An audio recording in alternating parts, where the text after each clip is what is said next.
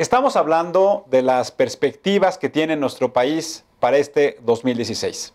Y como lo hemos anunciado al inicio del programa, hoy nos acompaña una organización de la sociedad civil que ha venido trabajando durante los últimos años y que ha venido presentando una serie de información muy útil para el ciudadano, en la cual lo que pretende es evaluar de manera muy objetiva, pero también de manera muy clara, cuál es el impacto de las principales políticas públicas que se han instrumentado en nuestro país y que eso ha contribuido a que haya un debate distinto de cómo tenemos que entender, por ejemplo, la reforma educativa, la ley de obra pública, un sistema nacional anticorrupción, la ley de transparencia que hoy está en instrumentación.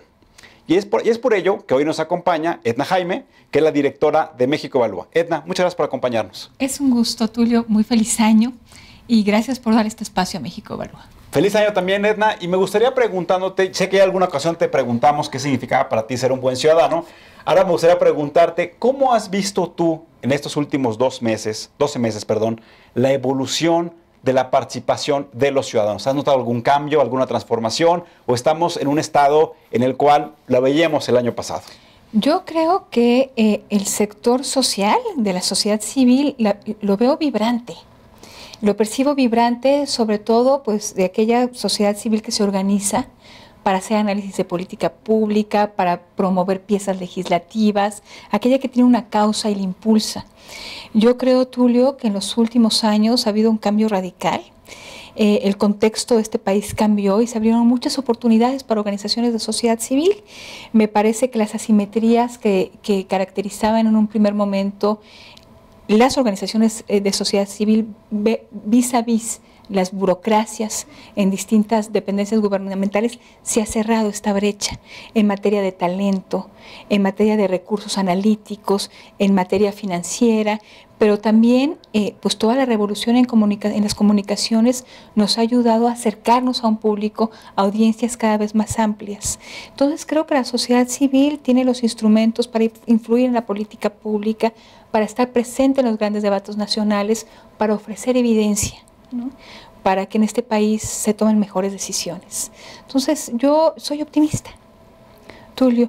Creo que una sociedad civil organizada, haciendo análisis de política pública, transmitiendo este conocimiento a audiencias más amplias, está ayudando a informar el debate, a que los ciudadanos tengan elementos para formarse sus juicios y para que participen de manera más informada.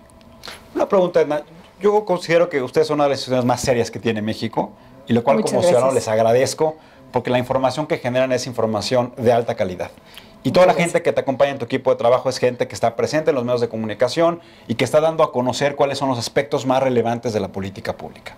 Pero lo que te quiero preguntar es el ciudadano de a pie, porque finalmente nosotros, como estamos metidos en estos temas, estamos todo el tiempo pues, con la oreja abierta, escuchando y atendiendo y leyendo.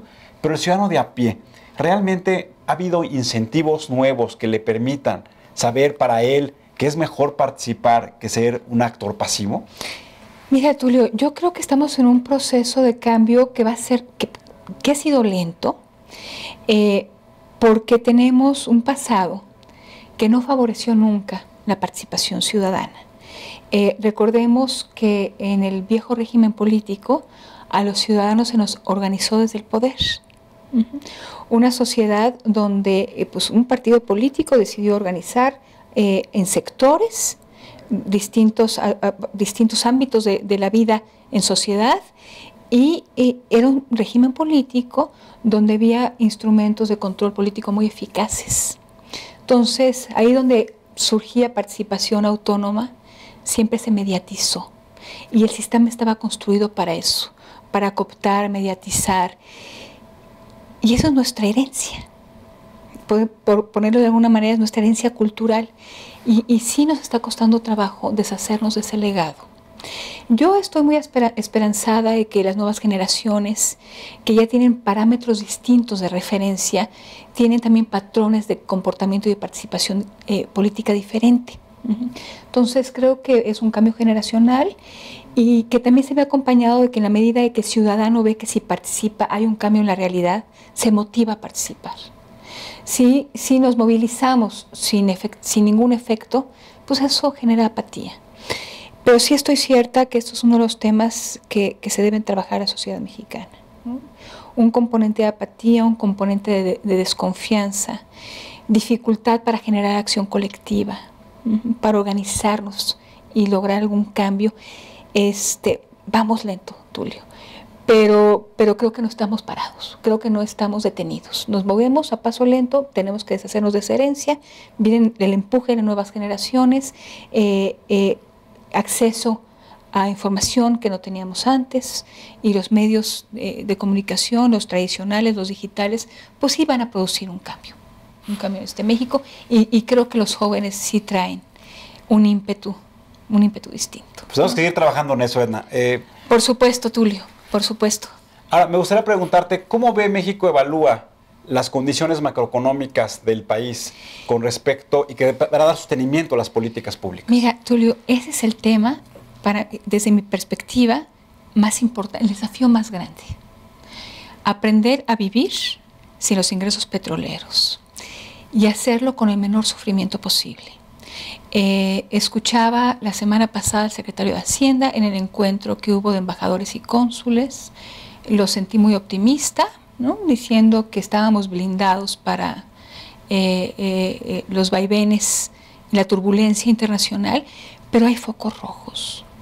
En principio, pues la caída de los precios del petróleo, que impacta nuestras finanzas públicas, que no están completamente despetrolizadas, como afirma el secretario. Hay un componente importante de nuestras finanzas públicas que dependía de los ingresos y las exportaciones petroleras, y pues el desplome va a implicar imponer una disciplina particular en la manera en que gastamos, Tulio. Entonces me preocupa las finanzas públicas de este país. Ciertamente no estamos en una situación de alarma, pero si no las cuidamos podemos caer en una situación muy vulnerable. Nos estamos endeudando de manera muy acelerada. El secretario de Hacienda dice que todavía a niveles prudentes, pero el ritmo de crecimiento de la deuda en lo que va de esta administración es preocupante. Y cada año nos cambian, ¿no?, las estimaciones de los requerimientos financieros, y nos dicen que el siguiente año vamos a empezar a desendeudarnos, y no lo estamos cumpliendo. Entonces, me preocupa que eso pueda afectar la credibilidad de las autoridades hacendarias y que este crecimiento de deuda nos ponga en una área de vulnerabilidad. El gasto público, ciertamente el año pasado hubo un anuncio de un recorte preventivo, pero ciertamente, Tulio, tenemos que reformar el gasto. Se plantearon algunos recortes, pero realmente no hubo un ejercicio de revisión exhaustivo como se proponía con el presupuesto base cero, con la propuesta del presupuesto base cero. Hubo algunos recortes, pero Tulio, no, necesitamos reformar de verdad el gasto, ¿no? Me preocupa que esta idea del presupuesto base cero, pues no hayamos llegado muy lejos, pero que no se esté planteando un proyecto de reforma al gasto. No es un ejercicio fiscal, nos va a tomar varios años, pero hay que plantearlo y hay que empezarlo. Y llevar o equilibrar las finanzas públicas, pues sí requiere de una disciplina particular, que ojalá que este gobierno esté dispuesto, ¿no? Tenemos elecciones este año, y tenemos no solamente la tentación de gastar en periodo electoral, sino también, Tulio, pues inercias de gasto que no fueron corregidas, ineficiencia en gasto federalizado, que tampoco estamos encontrando los mecanismos para corregirlo. Me refiero a los recursos que van a estados y municipios, y que no, para lo que no existe buenos mecanismos de control.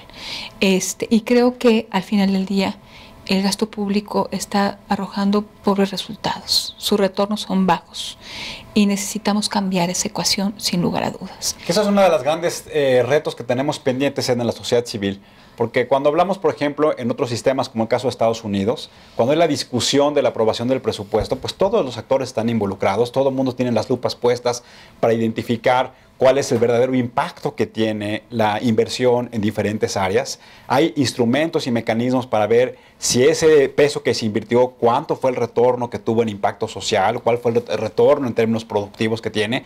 Yo pareciera ser que el presupuesto, el gasto, pues como que todavía estamos en una tiniebla o en un ambiente gris, en donde los ciudadanos comunes y corrientes pues no tienen la claridad de ver cómo se están invirtiendo los recursos públicos. Totalmente. Una de las funciones de México Evalúa, al tener un programa de gasto público bastante robusto, es estar empujando el tema de la transparencia en el gasto y también en los ingresos.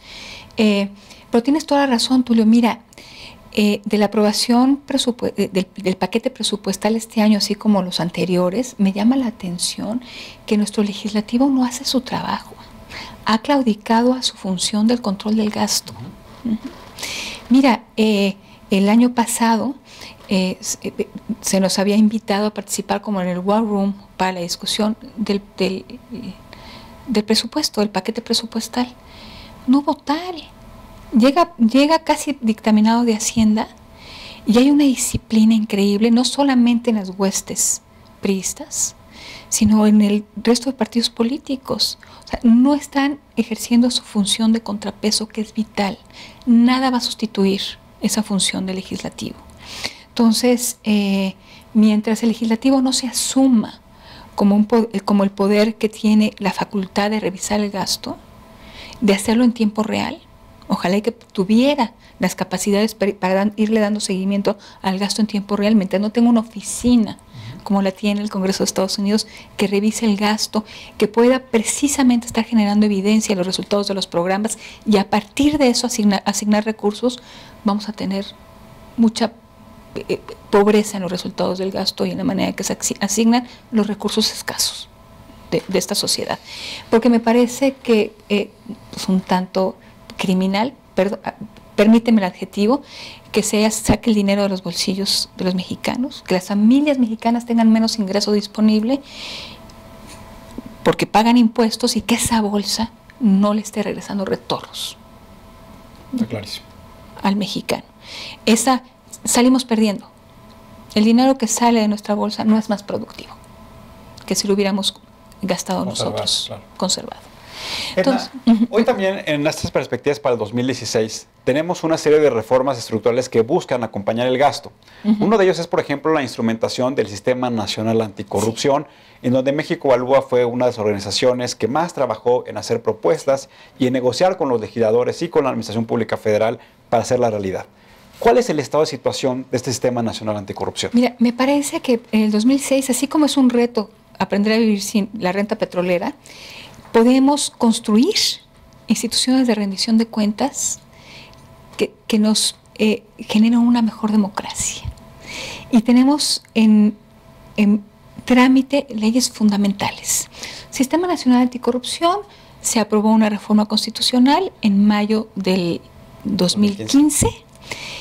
Para mayo del 2016 tendría que estar aprobadas un conjunto de reformas generales y secundarias para dar vida a este Sistema Nacional Anticorrupción. A mí me parece clave avanzar en este tema porque implica el control del poder. Si realmente funciona, si realmente fortalecemos las instituciones de rendición de cuentas, estaremos controlando el poder, que es clave en cualquier democracia y me parece que es lo que nos ha faltado. Tenemos una democracia inconclusa que puede beneficiarse si fortalecemos los mecanismos de rendición de cuentas. Es una reforma complejísima. Dar vida a lo planteado en nuestra reforma constitucional va a ser muy complejo. Implica de entrada formular dos leyes generales. Una, la ley de responsabilidades, donde se va a establecer todo tipo de conductas que caen en el supuesto de corrupción. Y la tipificación de una serie de delitos relacionados con corrupción, y la otra es la Ley General del Sistema Nacional Anticorrupción. En esta ley va a quedar definido cómo es que se crea este sistema, cómo es que sus pilares, que es la Secretaría de la Función Pública, la Auditoría Superior de la Federación, el Tribunal de Justicia Administrativa y la Fiscalía Anticorrupción, van a interactuar para crear este sistema, y en su seno va a haber un comité ciudadano. Los ciudadanos van a tener capacidad de participar. Ese diseño está planteado en la Constitución, pero ahora hay que darle contenido. ¿Cómo se van a interrelacionar? ¿Cómo lo vamos a hacer efectivo? Y en esto va a quedar bien definido si sacamos una buena Ley General del Sistema Nacional Anticorrupción. 2 leyes clave que va a ser complejo. Y después viene la reforma de 23 leyes secundarias. Más o menos ese es el cálculo. 23 leyes secundarias. 23 leyes secundarias. 2 leyes generales y modificación de 23 leyes secundarias. Nos podemos perder, Tulio. Si no tenemos claridad hacia dónde queremos llegar, nos podemos perder en el camino. Podemos empezar a legislar de manera fragmentada y cuando queramos embonar las piezas, pues nos va a quedar un Frankenstein. Ese es el riesgo. Por eso es tan importante diversas organizaciones de sociedad civil, convocadas, articuladas a través de la Red por la Rendición de Cuentas. Nos manifestamos el año pasado para sostener un posicionamiento de que si no tenemos clara la política pública, si no tenemos claro el puerto de llegada, este camino, este proceso de reforma legislativa y de rediseño institucional puede arrojar algo inconveniente. Entonces es muy importante tener un modelo, tener definida la política pública y que haya una interrelación y una comunicación constante sociedad civil, legisladores. Te puedo adelantar que distintas organizaciones de sociedad civil, México Evalúa, IMCO, Red por la Rendición de Cuentas, Transparencia Mexicana, Centro de Estudios Espinosa Iglesias, estamos trabajando sobre un planteamiento de la Ley de Responsabilidades. Entonces vamos a ofrecer para la discusión legislativa esta iniciativa que ojalá que sea un referente para legislar bien la Ley de Responsabilidades, y también estamos trabajando en una propuesta o los contenidos mínimos que no deben de estar ausentes de la Ley General del Sistema Nacional Anticorrupción. Tenemos también todo el tema de la armonización de las legislaciones estatales a la Ley General de Transparencia. Es correcto. Recordemos que se aprobó la Ley General de Transparencia. La constitucional, la general, y está siendo un proceso muy interesante. Que fue aprobada ya en senadores, en la Cámara de Senadores, para nuestros amigos que nos ven, y que está pendiente de ratificación en la Cámara de Diputados. La de general ya está aprobada. No, me refiero a la Ley Federal de Transparencia, discúlpame. A la Ley Federal. Sí, la Ley Federal, bueno, es la primera de las leyes que buscó pues estar en sintonía, armonizada con la Ley General. Algunos estados ya avanzaron, Tulio. Fíjate, algunos estados avanzaron y no necesariamente bien alineados con los principios que contiene la Ley General, pero el INAI tiene capacidad de entablar acciones de inconstitucionalidad, cosa muy buena. Entonces ahí donde el gobernador se quiere pasar de listo y quiere de alguna manera pues deslactosar o descremar el tema de la Ley General respecto a la ley estatal, el INAI puede entrar y decir, compañero, no estás haciendo las cosas bien, ¿no? Y la Corte se tiene que pronunciar. Muy importante porque esto sí va a obligar a que los ejecutivos estatales hagan un buen trabajo. Si no, su trabajo puede ser impugnado en la Corte a través de acciones de inconstitucionalidad. Vamos lentito. Estos procesos son de largo aliento, pero hay que recordar que estamos construyendo instituciones y que es difícil construir instituciones, pero que sí podemos, Tulio. Yo tengo la certeza de que podemos crear buenas instituciones como ya las tenemos. El Banco de México, su credibilidad no está en discusión, el INEGI, su credibilidad no está. Entonces, estamos en este proceso de institucionalización política, de crear estos contrapesos. Me parece un momento interesantísimo para el país, Tulio, y el próximo año va a ser clave. Yo pienso que estas dos reformas, el Sistema Nacional Anticorrupción, que como ya lo mencionabas, redistribuye las funciones de muchas instituciones que hoy pertenecen, por una parte al Legislativo, que es el órgano superior de la Autoridad Superior de la Federación, por otra parte el Ejecutivo, que es la Secretaría de la Función Pública, se crea la Fiscalía de Combate a la Corrupción y se crea el Tribunal de Justicia Administrativo, que nos parece que estos elementos lo que hacen es que establecen nuevas reglas del juego de cómo tienen que interactuar. Así es. Y por eso creo que es muy importante que los ciudadanos, y en este año le vamos vamos a dar en el primer trimestre de este año, le vamos a hacer un acompañamiento a estas reformas para que todos podamos entender con mucha claridad cuáles son los conceptos y cuál es la utilidad que tiene para el ciudadano común y corriente que se instrumenten adecuadamente estas reformas, porque como bien tú lo apuntas, caemos en el riesgo de que se vayan a desvirtuar y algo que hoy ha sido un triunfo, hay que decirlo, tanto del gobierno de la República, sí, como de la propia sociedad civil, pues pueda, por una serie de conflictos de interés que siempre se dan en la instrumentación, vaya a cambiar de rumbo. Así es, Tulio. Mira, no tenemos garantizado llegar a buen puerto. Entonces, pues es muy importante en el acompañamiento social que tengamos realmente propuestas claras, porque hay un trabajo técnico muy laborioso detrás de todo lo que viene para dar vida al Sistema Nacional Anticorrupción, pero que si lo hacemos bien vamos a estar pues, accediendo a otro estadio de nuestro desarrollo político. Exactamente. No es menor. No es menor. Yo que son reformas de gran calado. No es menor. Ahora, esto tiene que redituarle al ciudadano. Claro. Porque hoy estamos hablando de grandes rediseños institucionales y pues las cosas no pueden seguir funcionando igual. O sea, cambiarlo todo para que todo siga igual, Tulio. Es correcto. Sería terrible. Sería terrible. El famoso concepto del gatopardismo. Exactamente. También hoy está en ciernes la instrumentación de la reforma educativa, que también México Evalúa participó de manera importante. Ustedes han visto que ha venido en las últimas semanas llevando el proceso de evaluación a los profesores. Un poco la sociedad civil a través de México Evalúa ha venido planteando que la reforma educativa no solamente tiene que ver con una reforma de carácter administrativo que tenga que ver en la contratación de los profesores, en cómo tienen que evaluarse los profesores, sino fundamentalmente en la calidad de los contenidos, pero sobre todo en la calidad de los alumnos y de los egresados. Así es. Pues yo creo que un objetivo de esta reforma es que los jóvenes y niños mexicanos tengan mejor aprovechamiento escolar. Y ya tenemos instrumentos para medir ese aprovechamiento. Las pruebas estandarizadas a nivel internacional, la conocida como PISA, y las pruebas nacionales. Entonces, si esta reforma da frutos, tendremos que viendo que ese aprovechamiento va escalando, Tulio. Y tiene que ver con el maestro, y buena parte de esta reforma está orientada a elevar la calidad del docente a través de su evaluación, de programas de capacitación, y de quien no tiene el talento, pues que no siga al frente de una aula. Y por supuesto hay una implicación política enorme en esta reforma educativa, que es quitar el control al sindicato, ¿no?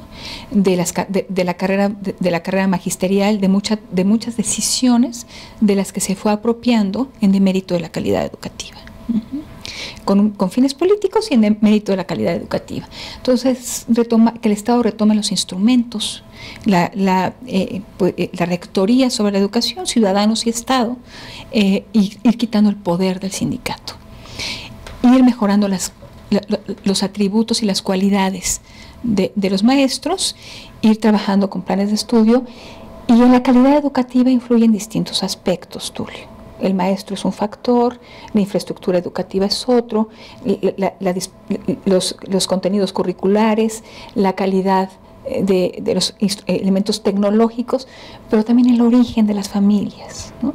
Un factor determinante es la escolaridad de la madre. Entonces, y creo que otro elemento indispensable en una reforma educativa en este país es que los más desventajados encuentren la manera de emparejar el piso para todos, y que sea un canal para igualar oportunidades. Entonces, pues eso es el gran objetivo de esta reforma. Sabemos que ha sido complicadísimo, Tulio, que las resistencias no han sido menores. Dejamos crecer el poder de este sindicato de tal manera pues que se imponía un desafío al propio Estado mexicano, le fue quitando los instrumentos para llevar la rectoría del sector educativo. Entonces tenemos que empezar a quitar ese poder concedido, y está siendo complicadísimo. Una muestra es que en algunas entidades la evaluación ha tenido que estar acompañada por la Policía Federal. No es lo deseable, Tulio. No queremos que a punta de bayoneta llevar a cabo esta reforma educativa. No hay reforma educativa sin la colaboración de los maestros, ¿no? Y si estamos logrando la colaboración, o tratando de desactivar a los elementos que oponen más resistencia a través de la fuerza, pues no es lo deseable. Pero ahí va.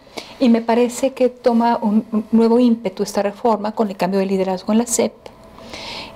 Aurelio Nuño parece muy convencido de llevar hasta sus últimas consecuencias la reforma que él mismo impulsó desde Los Pinos, contando con el liderazgo del presidente de la República. Es una reforma compleja también. Nada se va a resolver en el corto plazo, Tulio, pero era muy importante empezar a sentar las bases para que nuestro sistema educativo prepare a los jóvenes con los instrumentos necesarios para una vida productiva digna y para una vida personal con libertad. Y creo que es muy importante, como tú mencionas, Edna, que los profesores son parte de la sociedad. Sí. Y también la sociedad tenemos que acompañarlos y tenemos que cuidarlos. Absolutamente, Tulio. Absolutamente. Yo creo que necesitamos recuperarles y reconocer el lugar que ocupan en la sociedad mexicana, reconocerlos y premiar a los mejores. Que no se nos olvide que también tenemos héroes. Y darle la oportunidad a los que no son hoy los mejores para que tengan los elementos adecuados para ser los mejores. Eso está planteado en la reforma educativa. Si un maestro falla en una primera evaluación, tiene la oportunidad de capacitarse. Hay distintas alternativas, instrumentos para que mejore su desempeño. Y algo de lo que se habla poco, pero es primordial, es ver nuestras normales. Dónde se están formando nuestros maestros, claro, y introducir los cambios necesarios para llevar la excelencia a estos lugares. Estamos concluyendo con el programa. Me gusta hacerte una última pregunta. Hoy también está pendiente la instrumentación de este cambio del sistema de justicia penal, sí, que son los juicios orales. Sí. Hay algunos estados en donde ya han iniciado con este sistema, pero la gran mayoría aún están todavía en esta espera. ¿Qué nos puedes platicar acerca de ello? Mira, se vence el plazo en junio del 2016. Tuvimos 8 años para implementar esta reforma. Muchas entidades esperaron hasta el último momento. El propio gobierno federal, hay que decirlo, va muy atrasado. No sabemos si habrá consecuencias para que no llegue a la meta, Tulio, de tener implementada en junio. Es importante los tiempos, pero es más importante la calidad con la que se avanza en esta reforma, ¿no? Para concluir, hay estados que empezaron de manera muy adelantada con esta reforma y yo creo que su sistema de justicia está cambiando para bien. Y lo podemos medir a través de indicadores de confianza. Están generando confianza entre sus ciudadanos. Hablo de Nuevo León, hablo de Chihuahua, Tulio. En México Evalúa estamos trabajando en indicadores de calidad de justicia porque pensamos que esta reforma a la justicia penal tendrá sentido si cambia la experiencia del usuario.